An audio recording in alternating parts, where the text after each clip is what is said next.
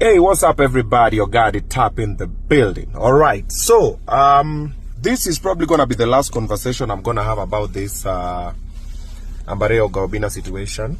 All right, because I've seen the direction that it's taking and how it's being spun. It's being spun to bring a certain ideology, and this is what happens most of the time when there's a misunderstanding between a man and a woman.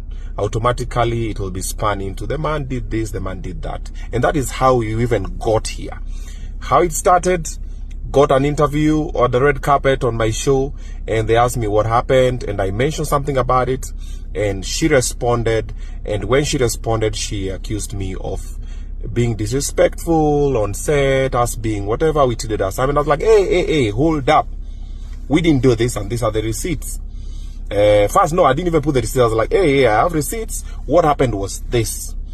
And she spoke and I shared. I was like, okay, this is what happened. And the husband came out and said, hey, okay, this and this happened, but this should not have been the way, okay?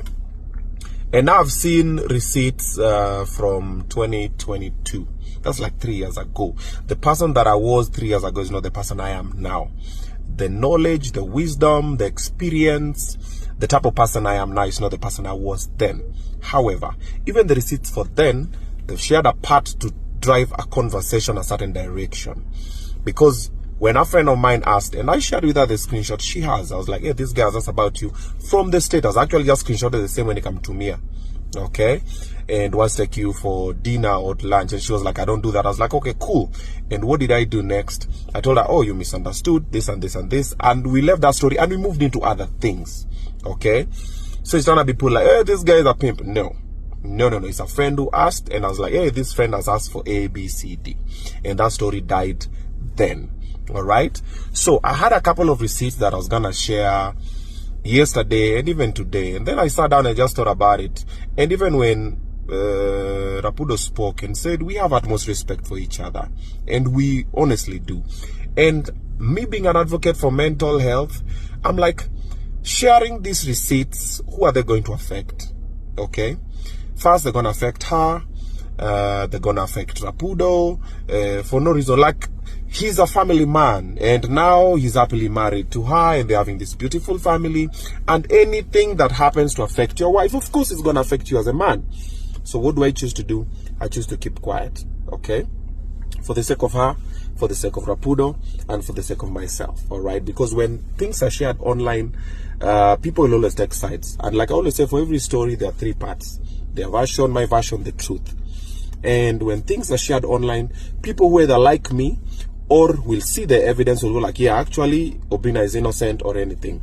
And people who don't like me or identify with her side of the story will go like, hey, Obinna kwena kabisa, this person is what, and they'll disregard the evidence. You know, people don't actually listen to evidence anymore. People listen to the person with the evidence. If they like the person with evidence, then your story makes sense, all right? So for the sake of the respect I have for Rapudo and Rapudo's family, and the respect I have for myself, let me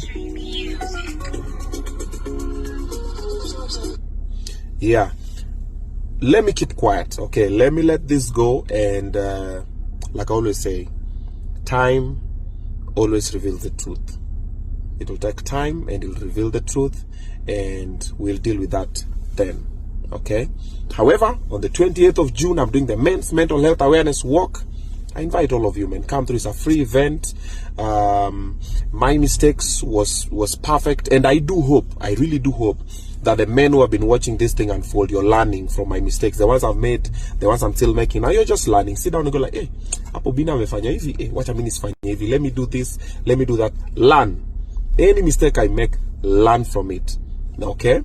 And on 28th of June, come through. Pale United Kenya Club is free entry for everybody. Come through, man. For the women who are there, come through. Help us to learn how to solve our problems, how to talk, because most men don't talk, and that's what affects them. Okay? And the suicide rate is very high. Okay? For the children, come support your dads, your uncles, your brothers. For the men, jilete, leta brother yako, leta sister yako, leta ndugu yako nini, tutembe pamoja. All right? It's a free event. So I'm gonna see you guys over there on the 28th of June. I'm out.